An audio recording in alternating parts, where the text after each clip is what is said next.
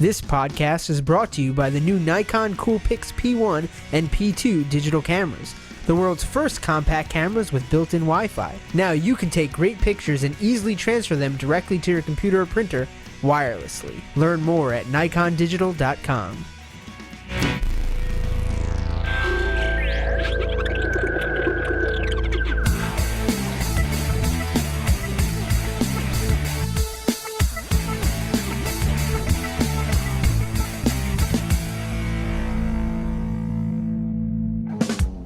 Hello everyone and welcome to GearLive's Bleeding Edge. I'm Andrew Edwards. And I'm Sparky. Bleeding Edge takes you through the world of technology through the eyes of GearLive.com.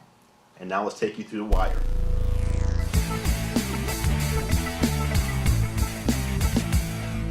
In recent news, Apple has kind of quietly upgraded their Intel Core Duo MacBook Pros coming soon. They have upgraded the 1.67 gigahertz Intel Core Duo processor to a 1.83 gigahertz Core Duo processor while keeping that $199 price point. They upgraded the 1.83 to a 2 gigahertz price point, and they've added a 2.16 gigahertz Intel Core Duo for a mere $2,799. Who's going to spend almost $3,000 on a laptop computer? Graphic designers and audio professionals. Why would they buy a laptop? I mean, you can spend, get yourself an iMac or even a Power Mac or whatever the new Power Mac is going to be. iPower Mac, I don't know. Especially $300 more, all you're getting is an extra 0.16 gigahertz. 160 megahertz for $300. As with any technology, the very fastest and top of the line always has a luxury premium over slightly slower but equally useful processors. I'm guessing most people are probably going to want to spend $2,500 on the 2 gigahertz Core Duo. That's what I'm thinking as well. What about the 1.67 gigahertz processor that was going to be the low end for the MacBook Pro?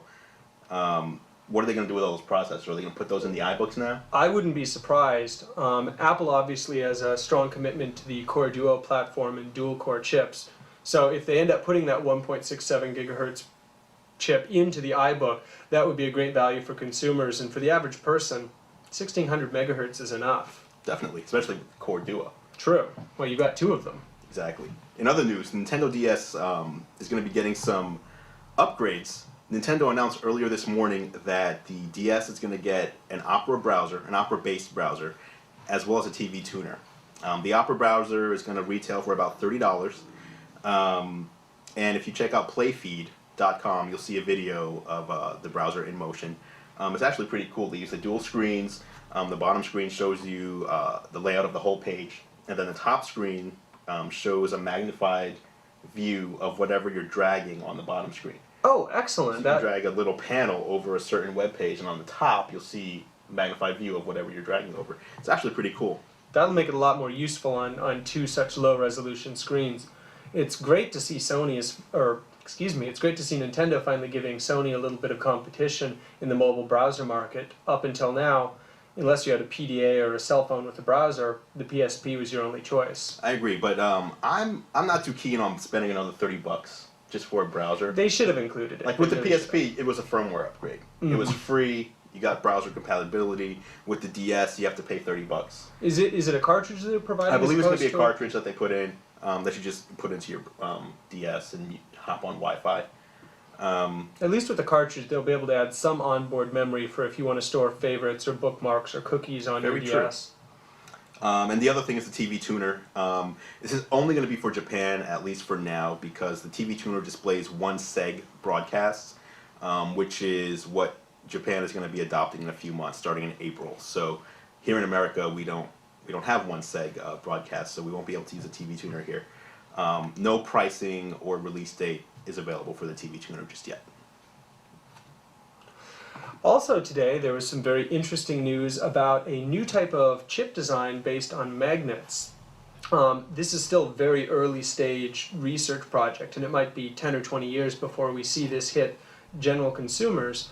But it's a technology where they're able to reconfigure the actual layout of the chip using magnets and they've abandoned transistors for these magnetic particles. Some of the advantages that this research out of the University of Notre Dame is providing is that the chip will not only be responsible for actual processing, but will also be able to store data. So this one device will replace the chip, the hard drive, and the RAM in future computers. How big is this thing? Like, okay, you're saying a chip. First of all, I don't get how magnets are gonna, I totally don't get magnets in the atoms and all that moving around in the chip and making it faster.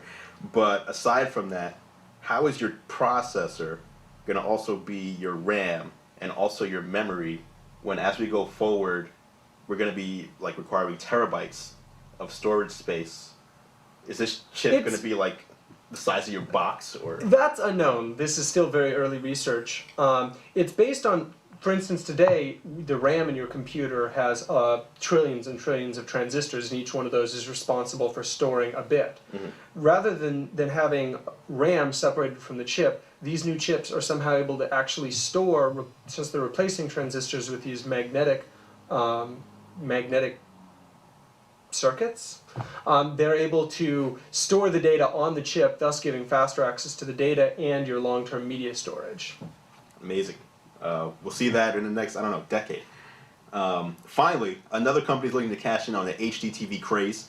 MovieBeam is looking to deliver first-run high-definition movie rentals through a set-top box. So as opposed to going down to Blockbuster and renting a movie for $4 or $5, you would have a Linksys set-top box at your home, hooked up to your entertainment center, and that box would cost around $200. And you'd rent movies for about the same price, $3.99 for standard releases, $4.99 for HDTV, and older movies at $1.99. And they'll be starting in about 29 cities in the U.S. My problem here is that, number one, I don't want another set-top box. I do not want to have to hook up another component to my receiver to clog up my entertainment center. But more importantly, if I'm going to be paying this much per movie, I'll just subscribe to Netflix, who's going to give me high-definition DVDs. High-definition DVDs and the ability to keep the DVD as long as you want. I'm assuming that a download like this would expire at some point. I'm sure it would. But, $4.99 for a high-definition movie per movie just isn't, it's not cost-effective to me. If you watch 4 movies, that's $20, whereas you can go with Netflix for, $15, $17 a month, unlimited movies. They're going to be getting HD, DVD, and Blu-ray as soon as they come out and make those available as well. So true. Using online media to broadcast high def is definitely the future, but I don't think a service like this is quite ready for it yet. Right. And last week you mentioned that. That is the future. You see that as the future of, content distribution. But at least in America, where we don't have, the broadband that they have over in Korea, even downloading a movie, you make a decision at 7 p.m. to watch a movie, you're going to be able to watch it at 11, 12. True. Did they say in their press release whether it was a streaming technology or whether you'd have to start a download in advance? I believe it's in advance. I'm not sure on that, but I think you have to actually download the movie and then watch it. Yeah, that takes, at the $4.99 price point, that's great for when you're hanging out with friends on the spur of the moment, go, hey, let's watch that new movie that came out. But if you've got it queued up in advance, you're right, Netflix does seem to be a better value. Okay. And that was The Wire.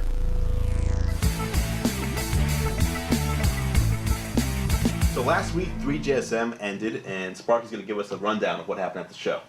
Yeah, there's been a lot of interesting new technologies and trends coming out of 3GSM, which is Europe's and, in fact, the world's largest cell phone technology event. So this is like CES for cell phones. Correct. Okay. And it's not only for cell phones, but they talk about like technologies and different things that the carriers can do to offer to consumers. Okay. A couple of really big things this year were DMB and DVB-H. Those are technologies to allow broadcast music and broadcast video to arrive in your cell phone, so you can actually watch a TV show on your cell phone. Okay, so what's the difference between that and like opening up, your Verizon LG V and what is it called? VCast. VCast. What's the difference between that and VCast? Well, VCast is an IP technology, so they're using a third-generation data technology to stream the data to you live. Mm-hmm. DVB-H is a broadcast technology, so it's just like the old analog TV you could get with your rabbit ears, right, except it's digital. It's broadcast at the same time to everyone. Nice. So this isn't on demand. You're actually watching what is being streamed to you at that moment. Correct. Okay. And this is really big right now in Europe, is doing a lot of rollouts of this technology. We're also seeing a lot of trends towards third and fourth generation cellular networks, which have really fast data access, enabling that on-demand experience. Mm-hmm. So you can open up an IP stream and start watching a streaming video. For instance, you could watch the Bleeding Edge video podcast on your phone whenever you wanted. That's cool. It's very cool. I personally can't wait until I've got movies on demand in my pocket. And speaking of high-speed data access, Motorola finally announced that their Motorola Q, their razor-thin QWERTY cell phone, was not only going to be coming out in the United States on Verizon's EVDO network, but also on Singular's soon-to-be-rolled-out HSDPA network later. This will give consumers a lot more choice when they're trying to pick which network do I want to get the cell phone I want. Yeah. We actually played with the Motorola Q at CES. The device is beautiful. They wouldn't give me a price, but something tells me this thing's going to be like $700. Oh, at if least. you don't have, if you don't want to sign up for a 2-year contract. I mean, this thing's going to be expensive, but it's beautiful. I mean, it's a great phone. It actually was great. The keyboard, the screen, the way it felt in your hand, it wasn't too bulky. That's my main complaint with the Trio, is that I just think it's too bulky. So, so a much sleeker, it's very sleek. device. It's thin, but it doesn't feel like it's going to break. Excellent, excellent. We've been seeing a lot of trends at 3GSM. There were probably at least 8 or 9 different QWERTY keyboard-based cell phones out there. I really do think we're headed into a trend where, for either the on-the-go professional who really needs access to their corporate data, or just people who want, email and IM with their friends, will be able to use these QWERTY keyboards to really quickly enter text and, chat with people. Okay. So with all these QWERTY keyboard phones coming out, how is this affecting the BlackBerry? Because that used to be like, if someone wanted that kind of functionality, they'd have to get a BlackBerry. True. Well, the BlackBerry is a great platform, but it was very limited in its early stages and only could do push email. The more recent versions have integrated phone functionality and web browsers and other things to make them on par with Symbian or Windows Mobile 5 technologies that exist today. The problem with the BlackBerry platform is that it's a very closed platform and it's very aimed and targeted directly at business. Both Windows Mobile 5.0 and, to a greater extent, Symbian are very much aimed at consumers, and they're much more focused on, a younger generation who just wants the device so that they can communicate with their friends without necessarily making a call. Of course. So that wraps up our 3GSM coverage. While we're on the topic of different mobile operating systems, Motorola has released their ROKR E2, which is running a form of Linux, and Andrew is good enough to get some coverage of that from CES. Yes, I talked to Motorola and got a hands-on with the ROKR E2. I had them walk us through it, show us all the features. If you're familiar with the original ROKR, that was the first iTunes phone. The ROKR E2 gets away from iTunes, doesn't have the 100-song limit, and it actually runs Linux. And there's a lot of other upgrades too, so take a look at the video from CES. We are talking to Ed Bedferato from Motorola, and in his hands he holds the ROKR E2 phone. Ed, why don't you tell us a little bit about this phone? Sure. We're announcing the ROKR E2 today at CES. This phone is a new music optimized phone. It has music controls on the side. You can play and pause, skip forward and backward. Also has a hold key, so you can lock your keys on the side. In addition, it has an SD memory card that can hold up to 2 gigabytes of memory, and that fits up to 500 songs into the device. Okay. You can easily drag and drop your digital music from the PC to the phone via USB 2.0, so the transfer is very fast, 2-3 seconds per song. Okay. Also, we use standard 3.5mm headset jack, so there is no need for any kind of adapter. This is industry standard. Now, if you don't like to use wires, you can also use the Bluetooth stereo headset, so that eliminates the need for any kind of wires. Is that a Motorola product, or can you use any? You can use a Motorola product, or you can use compatible ones made by other manufacturers. So if you, for example, you want to listen to the song, so what I'm going to do now is I'm going to play that song, and it's playing from the background. Have a nice day from Bon Jovi. I press the center key, and now the artwork comes up. Great. Now, what's changed about the ROKR E2 from the original Motorola ROKR? Yes. Well, we have added the dedicated music keys on the side. Like I said before, the USB 2.0 is very, very important because you can transfer your songs very fast. That's an improvement over the other one. We had 1.1. The memory capacity going to up to 500 songs now, and the SD memory card also allows you for more storage. Okay. Also on the back, it has a 1.3 megapixel camera with flash, which is also an improvement over the E1. Okay. Now, as far as song capacity, the original ROKR had 100 songs. 100, yeah. How are you able to put more music on this one? Or why are you able to? We're using a native player, so there is no limit in the number of songs you can fit. We support multiple formats. Could be MP3, AAC, AAC+, WMA. So whatever format the consumer wants to use, they can download it easily to the phone. And as many as you can fit in a, for example, a 2 gigabyte SD card. And is Motorola going to be offering some sort of download service as far as downloading your own music, or is it just what you can get from your computer? We allow the user to take their own digital collections and download it to the phone. Okay. They can use any program to digitize the music using their own collections and then easily drag and drop into the device. Okay. And what about launch date? First half of 2006. Okay. And it's a GSM phone? It is a GSM phone, could be used in the US, Europe, or Asia. Okay. It's a tri-band phone, by the way. Perfect. There it is. First look at the Motorola ROKR E2 from Gear Live. Big thank you to Motorola for showing us the ROKR E2 at CES. Next up, we're going to take a look at a liquid-cooled Xbox 360 in high score. Andru from Gear Live here with Jeff Lyons of Cool It Systems. What you're looking at is a water-cooled Xbox 360. Jeff, tell us about this. Well, what we've got here is, I thought, a great opportunity for Cool It Systems to showcase our technology. We've spent about 4.5 years in R&D developing what we call M-Tech technology. We use multiple thermoelectric coolers to actually refrigerate the liquid that we use to then sap the heat away from hot processors. This application here, that Xbox, we heard all of the comments and rumors about the fact that the boxes were failing and people were having troubles and complaints were coming in for too much heat. We thought, well, I bet we can probably cool that. We went and bought one. We took it apart, we replaced the stock heat sinks, and we put in fluid heat exchangers right on the processors. Now what we see here, we put one on the GPU, one on the CPU, and then we circulate that liquid across a chiller that's actually chilling that liquid using multiple thermoelectric coolers. Okay. Now, is this something that, like, just a nice project that you guys wanted to do just to do it, or is this something that people are going to be able to pick up and do themselves? Well, it's something that's a little bit complex when we're getting into how to get into this box alone. Yeah. Is a bear. No screws. No. How'd you get in there? How long did it take you to get in there? It's I'll put it this way, it's an almost tamper-proof case. Okay. So the idea being that we're probably going to go through an authorized mod program. We'll go to all the local mod shops, teach them how to install this product so that they can offer it to their customers. Okay. Now this fan hooks into the case. What we've got there is actually just the fan portion of the chiller that you can see here, and it's actually ejecting the heat after it goes through this chilling module up here. Okay, so it's sticking out of the case, but it's also inside. That's right. Okay.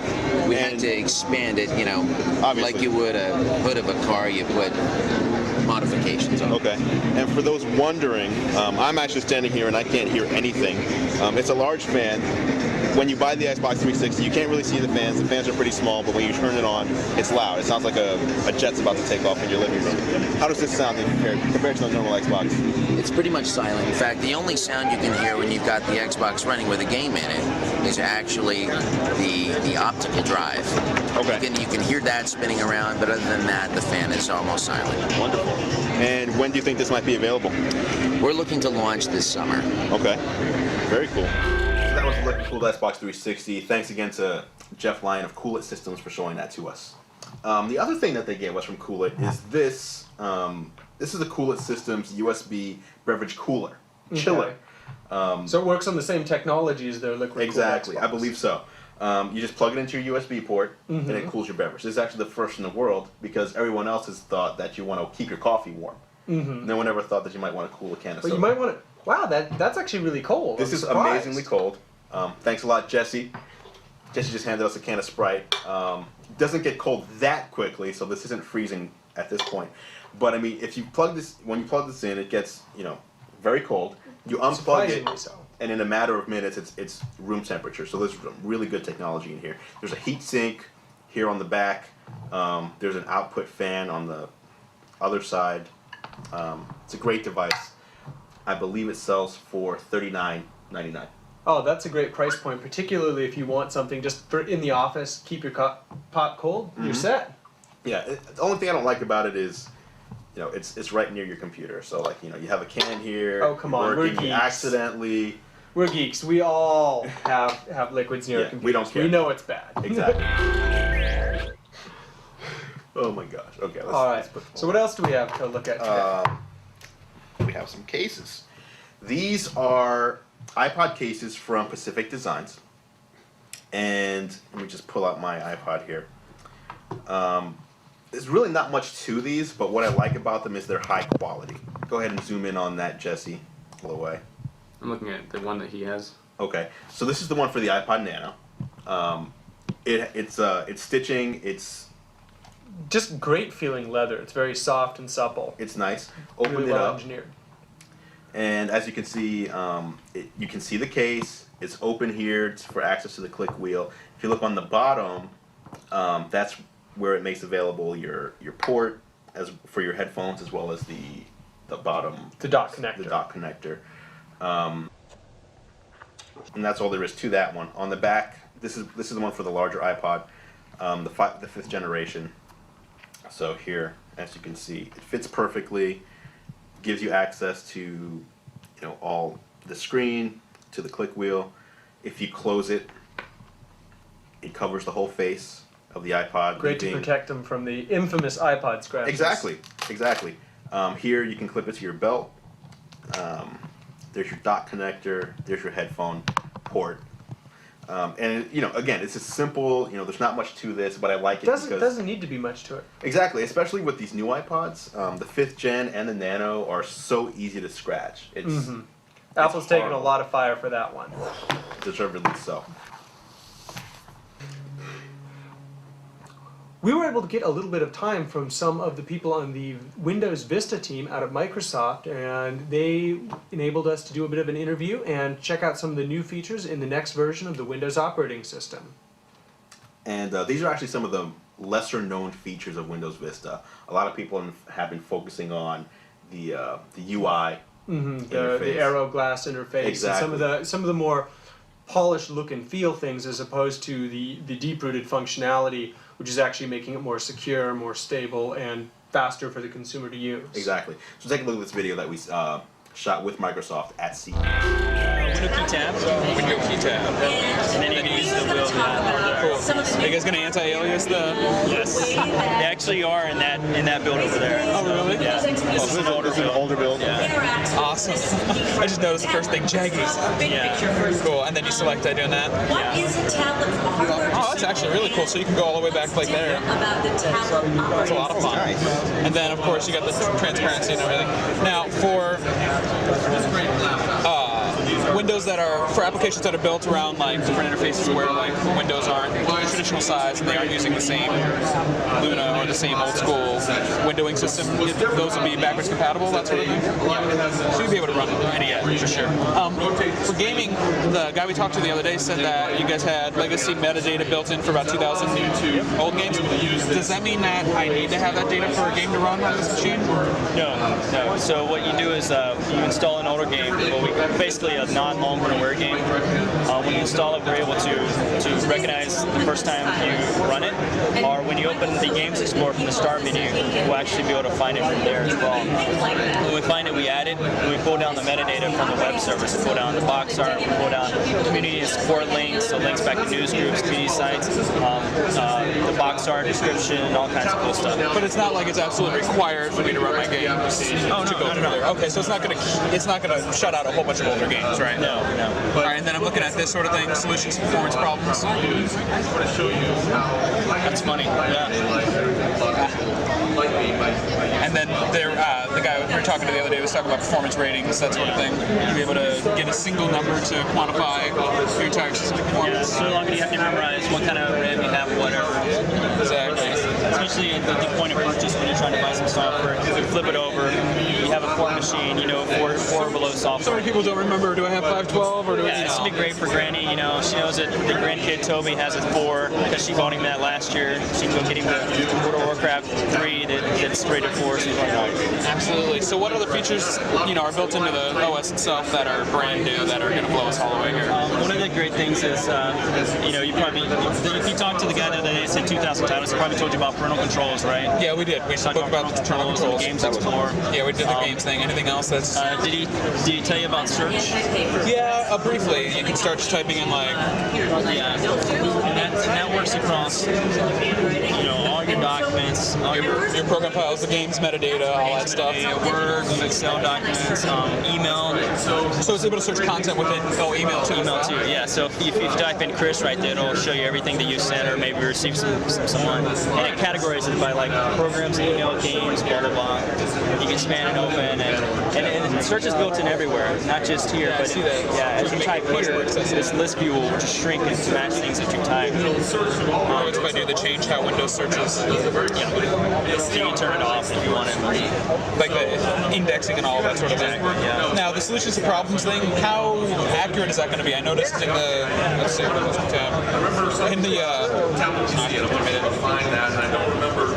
in the system information window, it was bringing up under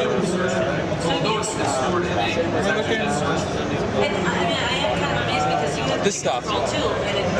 Drivers interfering with Windows resuming for sleep mode.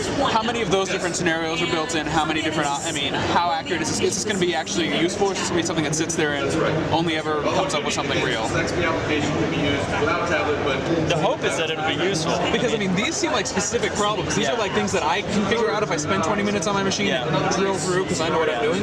But having it flag me and tell me exactly what's going on is a really useful feature. What I imagine you'll see is a notification will pop up alerting you to something. Click on it, it'll bring you here and present you with the solution to the problem that it faces. That'll be very useful. So, all right. Well, I think we're going to bounce around a couple of other booths, but thank you very much for your time. Yeah, you guys should, if you haven't yet, check out all the different kind of pillars that are along the way. They're going to really dive in deep on what's new with media player and the music library, also with photos. And there's some great new photo editing software that's built into Vista that allows you to do all kinds of great things. Very cool. Testing and performance rating on the system, apparently. I'm going to break your build. Look at that. Nice. Very cool.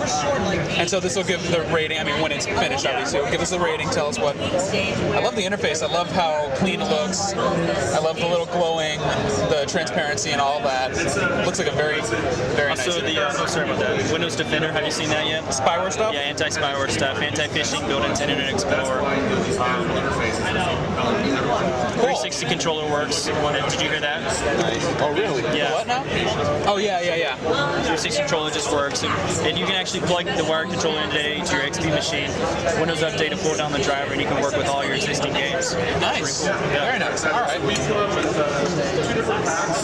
It's terrific. It's still running the performance. It takes a while. Of course. I just want to get a feel for all the neat little things that they're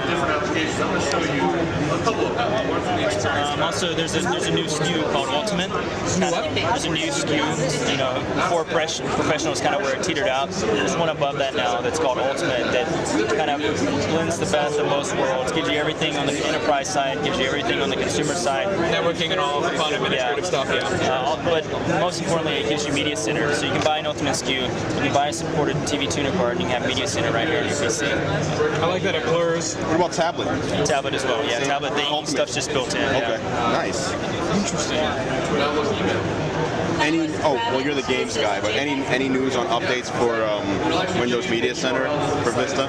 Yeah, it's been completely updated. The guys, I think they're just like 2 booths over. They're giving that great demo on the Media Center. Check that out. Oh wow. This is a scenario where Oh, I like this. This is the new interface for this. Very cool.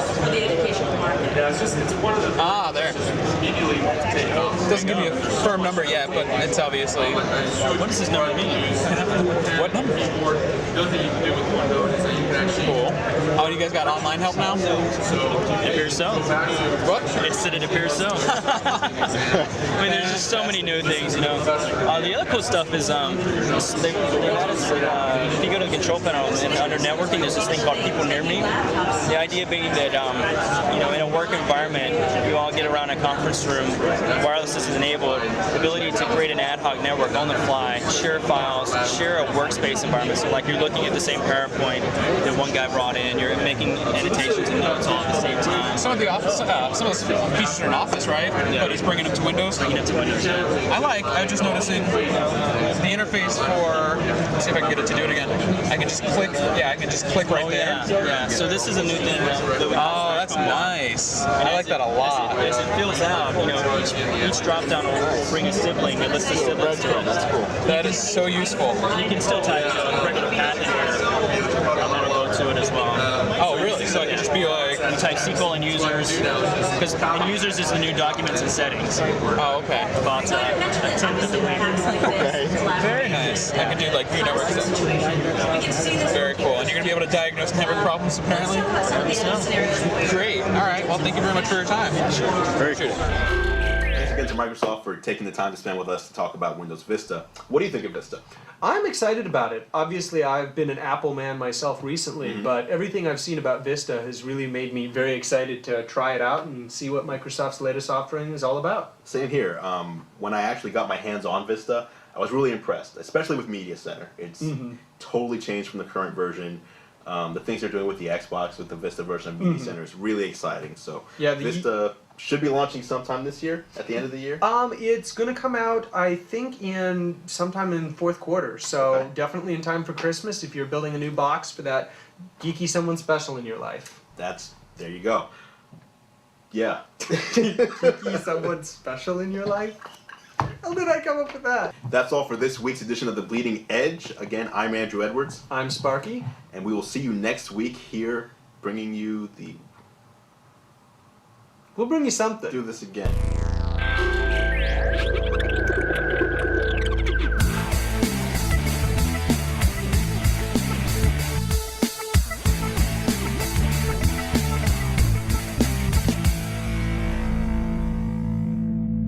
Live.com? Yeah. Okay.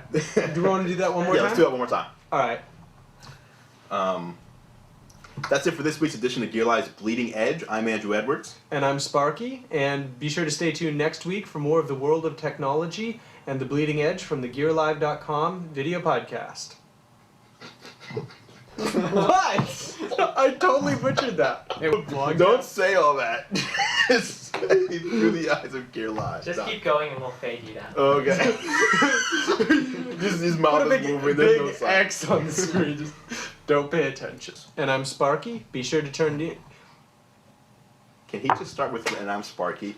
And I'm Sparky. Be sure to tune in next week for the world of technology through GearLive.com's vodcast. What the hell are you saying? Just say through the eyes of GearLive.com. Why are you saying vodcast? Don't ever say vodcast again. Please. Okay, here we go. Final cut. That's it for this week's edition of Gear Live's Bleeding Edge. I'm Andrew Edwards. And I'm Sparky. Be sure to tune in next week for more of the world of technology through the eye. Oh, you were there. You were so there. The trend in That's cool. Europe is I like Unwired. The trend in Europe great. is they're calling a phone like that's a phone, but any QWERTY device is called a comm, like a communicator.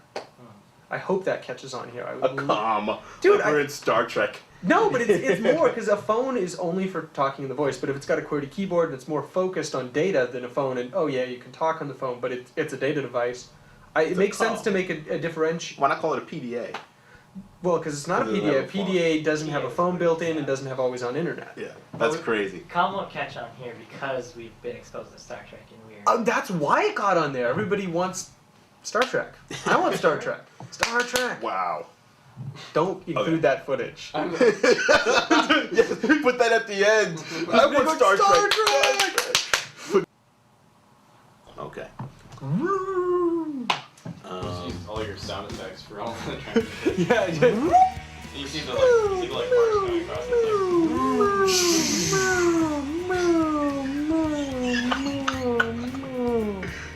Just do it for 10 minutes. That's going at the end, too. damn it! I keep forgetting I'm being filmed. This podcast is brought to you by the new Nikon Coolpix P1 and P2 digital cameras, the world's first compact cameras with built-in Wi-Fi. Now you can take great pictures and easily transfer them directly to your computer or printer wirelessly. Learn more at nikondigital.com.